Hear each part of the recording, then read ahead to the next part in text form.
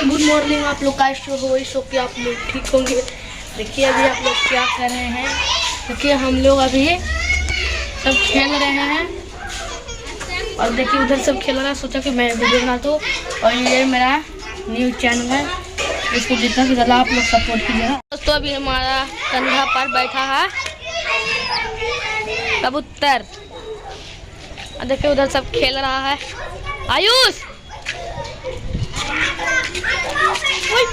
Video बना है।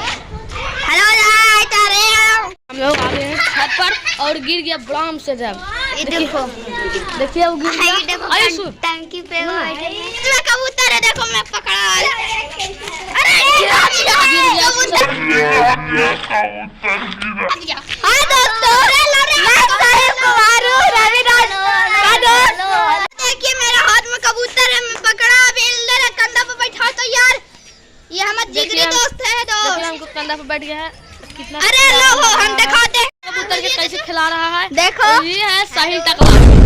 कुछ ये मेरा दोस्त है और ये सब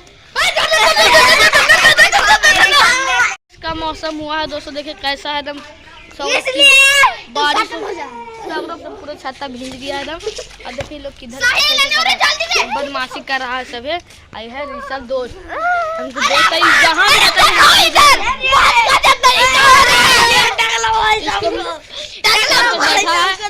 सब खेल रहा है शाम के टाइम। सब कितना मौसम कितना बढ़िया है, हम आपको दिखाते हैं।